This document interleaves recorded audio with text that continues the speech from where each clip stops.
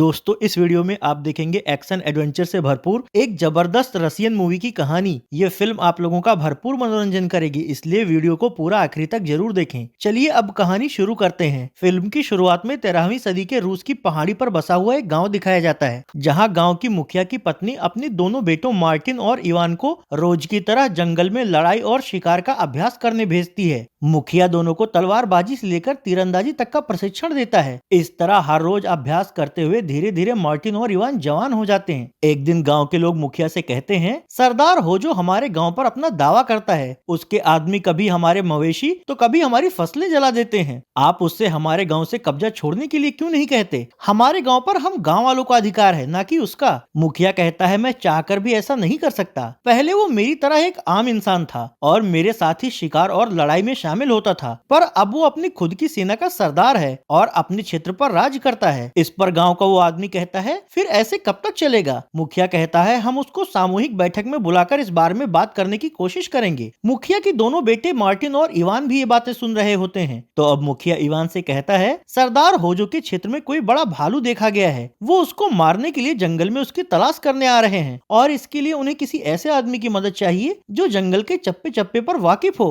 मैं चाहता हूँ तुम उनकी मदद करो और बदले में किसी तरह उन्हें बैठक में आने के लिए तैयार करो।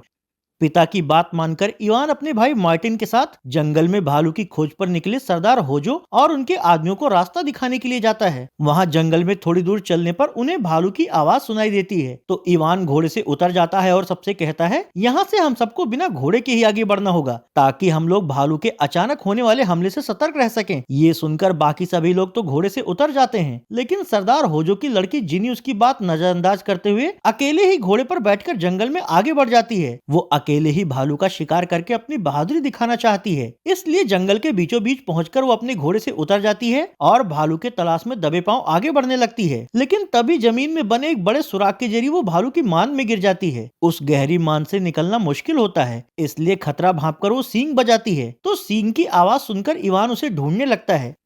इधर मांद के अंदर रहने वाला भालू इंसान की आहट पाकर मान से गुफा की ओर आने लगता है। उसे देखकर जिनी बचने के लिए एक चट्टान के पीछे छिप जाती है, पर भालू उसकी गंध सूंघकर चट्टान के पीछे से उसके सामने आ जाता है। हालांकि अब इससे पहले कि भालू उस पर हमला कर पाता, छेद के जरिए इवान वहां पहुंचकर भालू के पेट में अपना भाला घुसा देता है। तो छटपटाता हुआ भालू उसकी ओर लपकता है, लेकिन भाला लंबा होने की वजह से उसका हाथ इवान तक नहीं पहुंच पा रहा होता, जबकि इस दौरान इवान अपनी पूरी ताकत लगाकर भाला उसके शरीर के आर पार करने में लगा होता है। भालू को बेजान होता देखकर जिनी पीछे से कुल्हाड़ी मारकर भालू को नीचे गिरा देती है। फिर वो इवान को अपना नाम बताते हुए उससे उसका नाम पूछती है। तो इवान उसे अपना नाम बताते हुए कहता है, मैं तुम्हारे पिता की मदद कर रहा था ताकि मैं उन्हें अपने गांव की बैठक में ले जा सकूं। अब तक मार्टिन और बाकी सैनिक भी के पास पहुंच जाते हैं और अंदर रस्सी डालकर दोनों को बाहर निकाल लेते हैं। बाहर निकलकर जिनी अपने पिता से कहती है, ये इवान है, इसी ने मेरी जान बचाई और भालू को मार डाला। तो सरदार होजो इवान से पूछते हैं, मेरी बेटी को बचाने के बदले तुम्हें क्या इनाम चाहिए? इवान कहता है, मुझे कोई इनाम नहीं चाहिए। लेकिन जिनी कहती है,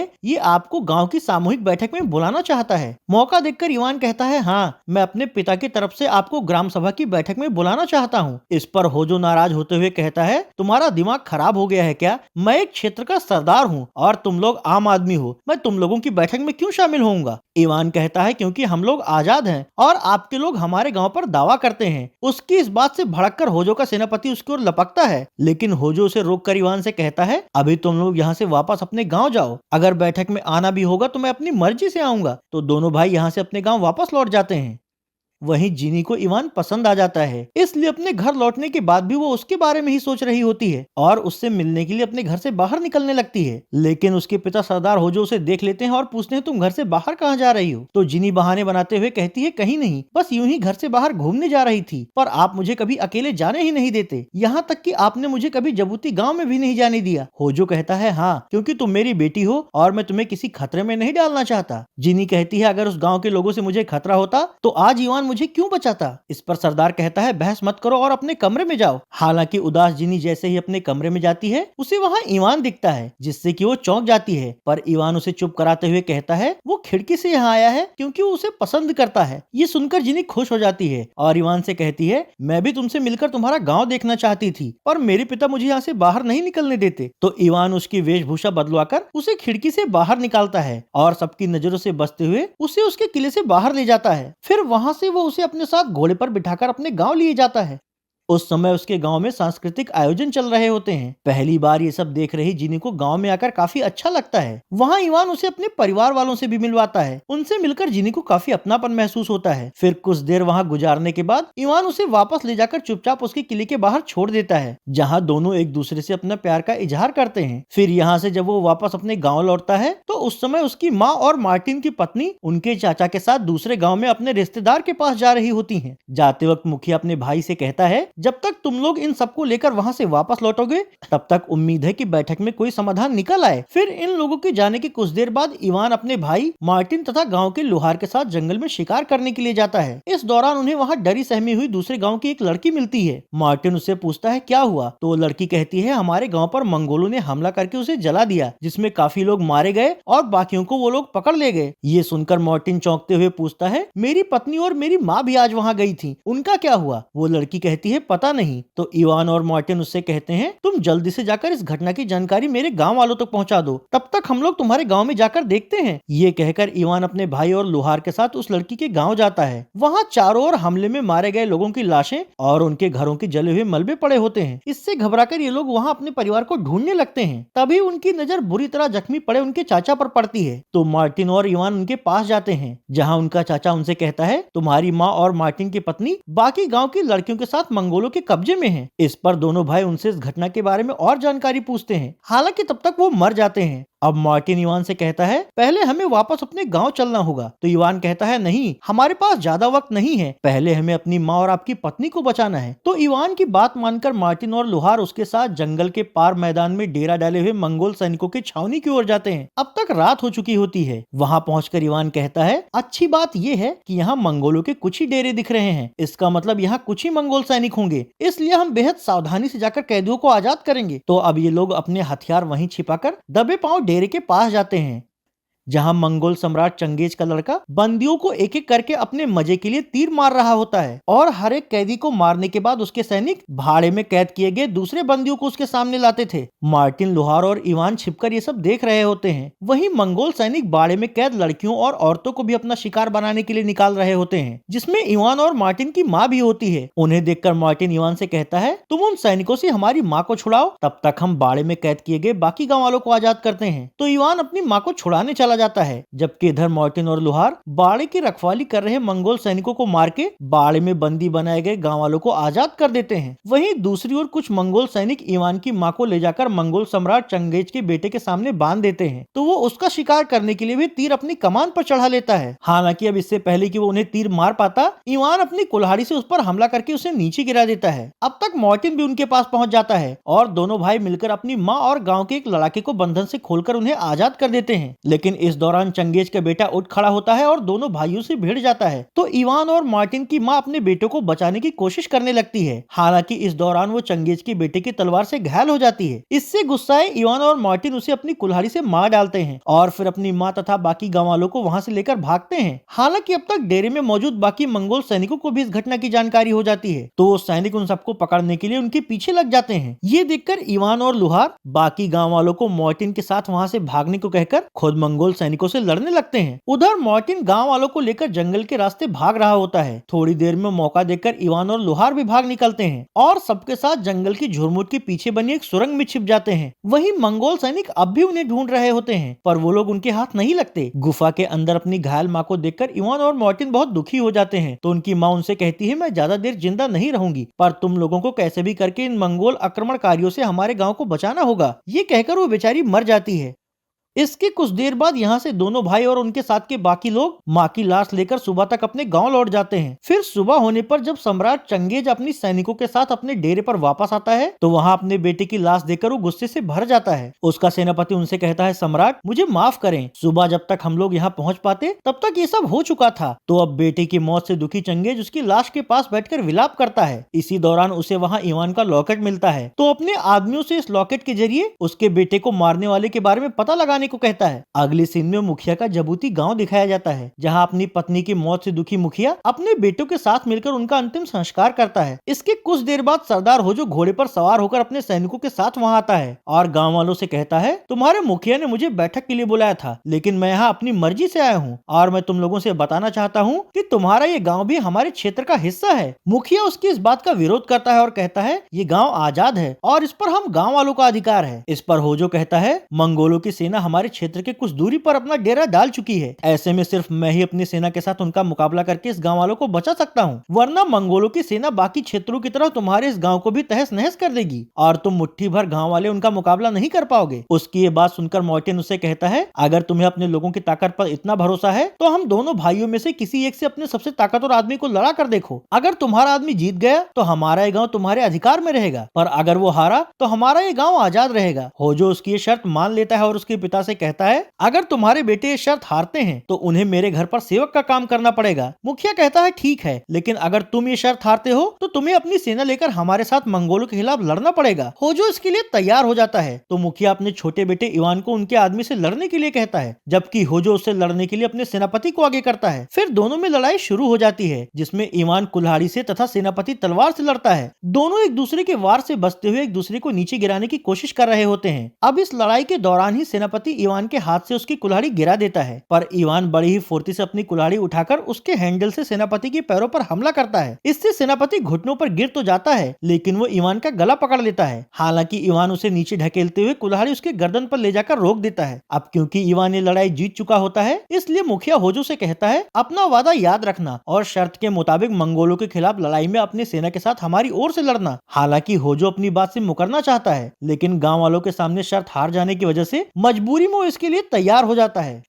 इसके बाद जब होजो अपने सैनिकों के साथ वापस अपने अड्डे पर जाता है तो वहां चंगेज इवान का लॉकेट लेकर अपने सैनिकों के साथ पहले ही पहुंच चुका होता है और वो होजो को बख्शने के बदले उसे लॉकेट पहनने वाले इवान को मारने का काम सौंपता है। फिर इसके कुछ देर बाद जबूती गांव का एक आदमी इवान और उसके पिता के पास जाकर उनसे कहता है, मैंने देखा है कि सरदार होजो कुछ मंगोल सैनिकों के साथ पहाड़ी से नीचे बने हमारे किले की तरफ आ रहा है। तो मुखिया इवान मार्टिन के साथ साथ कुछ लोगों को नीचे के किले की निगरानी करने भेजता है। वहां पहुंचने पर इवान और उसके साथी देखते हैं कि उनके किले की पहरेदारी कर रहे थोड़े बहुत लोग पहले ही होजो की अगुवाई में मंगोल सैनिकों द्वारा मारे जा चुके हैं। इसी दौरान होजो के वो आदमी इन लोगों को मारने के लिए भी इन पर हमला कर देते हैं। तो इवान अपने भाई और बाकी थोड़े बहुत लोगों के साथ मिलकर होजो के आदमियों से लड़ने लगता है। इस लड़ाई में इवान की तरफ से सिर्फ 4-5 लोग ही लड़ रहे होते हैं, पर फिर भी वो लोग होजो और मंगोल सैनिकों से जी जान से लड़ते हुए मार रहे होते हैं। इस लड़ाई के दौरान ही इवान का एक साथी तीर से घायल हो जाता है, तो लुहार उसे बचाने के लिए किले के अंदर बने कमरे में ले जाता है। अब क्योंकि होजो के साथ ज्यादा सैनिक होते हैं, इसलिए इवान तथा मार्टिन भी कमरे में आकर अंदर से दरवाजा बंद कर लेते हैं। ये देखकर बाहर खड़ा होजो उन लोगों को आवाज देकर कहता है, तुम लोगों ने चंगेज के इकलौते बेटे को मारा है, इसलिए अपने आप को उसके हवाले कर दो तो तुम्हारे परिवार और गांव वालों को बख्श देगा, पर अगर तुम लोगों ने ऐसा नहीं किया तो वो तुम लोगों के साथ साथ तुम्हारे पूरे गांव को भी तहस नहस कर देगा। हालांकि जब वो लोग खुद को होजो के हवाले नहीं करते और इवान का एक साथी होजो के एक आदमी को तीर मार देता है, तो होजो सैनिकों से किले पर आग लगे तीर चलाकर किले को जला देने के लिए कहता है। इस पर उसके सैनिक आग लगे तीरों से किले पर हमला कर देते हैं, पर क्योंकि गांव के लोग उस वक्त किले के अंदर ना होकर पहाड़ी के ऊपर बने गांव में होते हैं, इसलिए वो लोग उस हमले से सुरक्षित रहते हैं। जबकि किले में लगी हुई आग के धुएं की आड़ में इवान और उसके साथी बाहर निकलकर फिर से होजो के सैनिकों से लड़ना शुरू कर देते हैं। इस लड़ाई में होजो का सेनापति इवान को मारने की पूरी कोशिश कर रहा होता है, लेकिन इवान उसे मार गिराता है। वहीं किले से कुछ ही दूरी पर चंगेज भी अपनी सेना के साथ मौजूद होता है, और जब इवान अपने भाई के साथ वहां से बाहर निकलकर भाग रहा होता है तो चंगेज तीर लगाकर उन पर हमला कर देता है। उसका वो तीर मार्टिन की गर्दन पर लगता है, पर फिर भी वो इवान के साथ अपने गांव की ओर भागने में कामयाब हो जाता है। वहीं चंगेज होजो से उनके पीछे अपने आदमी भेजकर उन्हें पकड़ने के लिए कहता है। हालांकि जैसे ही होजो के आदमी उनके पीछे जाना चाहते हैं, वैसे ही होजो की बेटी उनके बीच में आ जाती है। तो नाराज चंगेज होजो से कहता है, तुम मुझे उनकी पहाड़ी गांव तक पहुंचने का रास्ता दिखाओ और मैं अपने आदमियों के साथ उनके पूरे गांव को तहस नहस करके उन सबको जला दूंगा, पर अगर तुमने ऐसा नहीं किया तो मैं अपनी पूरी सेना यहाँ बुलाकर पहले तुम्हें और फिर तुम्हारे पूरे क्षेत्र को बर्बाद कर दूंगा।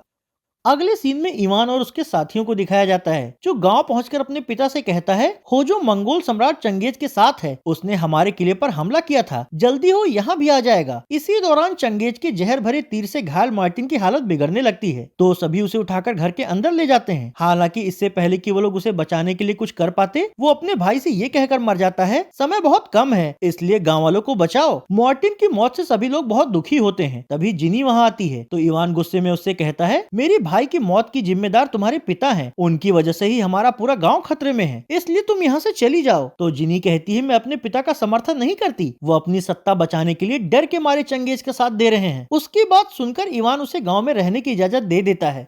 इसके बाद मुखिया सभी गांव वालों को इकट्ठा करता है और उनसे कहता है, जल्दी ही घाटी के रास्ते के जरिए मंगोल चंगेज की सेना होजो की सेना के साथ हमारे गांव तक पहुंच जाएगी, और हम सब चाहकर भी उनकी इतनी बड़ी सेना से नहीं लड़ पाएंगे। इस पर गांव का एक आदमी कहता है, ऐसे में हम लोग अगर भागना भी चाहें तो भी वो लोग हमारा पीछा कर हमें मार देंगे। मुखिया कहता है, हाँ फिर तो एक ही रास्ता है, हम घाटी से इस गाँव तक आने वाले रास्ते को बाधित करेंगे और फिर नदी के ऊपर बना डैम तोड़ देंगे, इससे मंगोल हमारे गाँव तक नहीं पहुँच पाएंगे। ये सुनकर गाँव का दूसरा आदमी कहता है, लेकिन ये सब करने के लिए हमें वक्त चाहिए होगा। तो इवान सबसे कहता है, हम में से आधे लोग घाटी से गांव तक आने वाले रास्ते पर उनसे लड़कर उन्हें आगे बढ़ने से रोकेंगे, जबकि हमारे आधे लोग डैम तोड़कर रास्ता बाधित करने का काम करेंगे। गांव वाले इसके लिए तैयार हो जाते हैं और हथियार तथा बाकी युद्ध की सामग्री इकट्ठा करने लगते हैं। दूसरी ओर मंगोलों की सेना भी होजो के साथ जंगल के रास्ते आगे बढ़ रही होती है। इधर गाँव वाले डैम के पास एक विशाल पत्थर के खंबे को कई रस्सियों से बांध देते हैं। इसके अगले दिन सुबह होते होते होजो और मंगोलों की सेना गांव तक जाने वाले घाटी के रास्ते पर आ जाती है, लेकिन वहां इवान तथा बाकी गांव वाले पहले ही उनसे लड़ने के लिए तैयार होते हैं। और जैसे ही दुश्मन की घुड़सवार सैनिक आगे बढ़ते हैं, वो लोग लकड़ी से बने भालों का जाल रस्सी से खींचकर उसे आगे कर देते हैं, जिससे कि आगे बढ़ रहे कई घुड़सवार सैनिक मारे जाते हैं। वहीं रास्ते के आसपास की ऊंची पहाड़ी पर जिनी तथा बाकी गाँव वाले भी तीर कमान के साथ मौजूद होते हैं। और जैसे ही दुश्मन की पैदल सेना आगे बढ़ती है, वैसे ही नीचे से इवान तथा बाकी गाँव वाले भाला लेकर उनसे भिड़ जाते हैं, जबकि ऊपर से जिनी तथा बाकी गांव वाले उन पर तीरों की बौछार कर देते हैं। भयंकर युद्ध शुरू हो जाता है, जिसमें होजो और मंगोलों के ढेर सारे सैनिक सीमित संख्या वाले गांव वालों से लड़ रहे होते हैं। गांव वालों के पास कवच और हेलमेट भी नहीं होता, इसलिए दुश्मन सैनिक उन पर भारी पड़ रहे होते हैं। हालांकि कम होने के बाद भी इवान और गांव वाले उनसे जी जान लगाकर लड़ते हैं, जिसमें कि कई मंगोल सैनिक मारे जाते हैं। अब आगे की सैनिक टुकड़ी से लड़ने के बाद इवान और बाकी गांव वाले घाटी के अंदर की ओर भागते हैं। ये देखकर चंगेज का एक कमांडर चंगेज के पास जाकर उन्हें इसकी सूचना देता है, तो चंगेज रास्ते में पड़ने वाले घरों को जलाकर होजो और बाकी सैनिकों के साथ घाटी की ओर बढ़ता है, जहां इवान और बाकी गांव वालों की फिर से उनसे लड़ाई शुरू हो जाती है। ये देखकर मुखिया गांव वालों से जल्दी से पत्थर का खंभा गिराकर डैम को तोड़ने के लिए कहता है, तो सभी लोग पूरी ताकत लगाकर खंभे से बंधी रस्सी खींचते हैं। हालांकि वो खंभा नीचे नहीं गिरता। ये देखकर वहां पहुंच चुका मंगोल सेनापति सैनिकों से रस्सी खींच रहे गांव वालों पर तीर से हमला करवा देता है, जिसमें कि कुछ और गांव वाले मारे जाते हैं। अब बचे कुछ गांव वाले तो रस्सी खींच रहे होते हैं और बाकी के लोग इवान और जिनी के साथ दुश्मन सैनिकों से लड़ रहे होते हैं। सबको पता होता है कि अगर डैम नहीं टूटा तो मंगोल सेना सभी को मार देगी, इसलिए लुहार अपनी पूरी ताकत लगाकर रस्सी को खींचता है। इससे आखिरकार खंभा डैम पर गिर जाता है और डैम टूट जाता है। अब डैम के टूटते ही नदी का पानी आंधी के रफ्तार से घाटी के रास्ते की ओर बढ़ता है। ये देखकर मंगोल और होजो के सैनिक भागते हैं। वहीं इवान को अब तक होजो और मंगोल के कुछ सैनिक पकड़ लेते हैं, लेकिन नदी के पानी को सामने से आता हुआ देखकर होजो, चंगेज और उसके कुछ सैनिक बचने के लिए इवान को लेकर एक ऊंचे चट्टान पर चढ़ जाते हैं। हालांकि उनकी बाकी सेना को पानी के इस वेग से बचने का मौका नहीं मिल पाता और वो लोग उसमें बहकर मारे जाते हैं। तो अब नीचे के चट्टान पर बंदी बनाए गए इवान के साथ होजो और चंगेज के दो सैनिक ही बचते हैं, जबकि ऊपर की पहाड़ी पर मुखिया जिनी और उनके साथ के एक दो लोग और बचते हैं। वहीं गुस्से से उबल रहा चंगेज होजो से इवान को मार डालने के लिए कहता है, लेकिन होजो अपने बेटे को गांव वालों के साथ देखकर इवान को मारने की बजाय उसके बंधन काट देता है और चंगेज के बाकी बचे दो सैनिकों को मार डालता है। इससे नाराज होकर चंगेज उस पर तलवार से हमला करते हुए उसे पानी में ढकेल देता है। इसके बाद वो इवान को मारने के लिए उसकी ओर बढ़ता है, तो इवान उसे तलवार लेकर भिड़ जाता है। हालांकि इस लड़ाई में चंगेज उस पर हावी होने लगता है, लेकिन इवान के लिए करो या मरो वाली स्थिति होती है, इसलिए वो अपनी पूरी ताकत से उसे नीचे गिराकर उसकी छाती में तलवार घुसा देता है, जिससे कि चंगेज मारा जाता है। अब यहाँ से निकलकर जिंदा बच गए सभी लोग वापस अपने गाँव जाते हैं। हालांकि वहाँ पहुंचकर घायल होने की वजह से मुखिया की मौत हो जाती है, पर क्योंकि मंगोलों का खतरा टल गया होता है, इसलिए इवान थोड़े बहुत बचे गाँव वालों और जिनी के साथ फिर से गाँव में रहने लग जाता है। और इस तरह इस फिल्म की कहानी यहीं खत्म हो जाती है।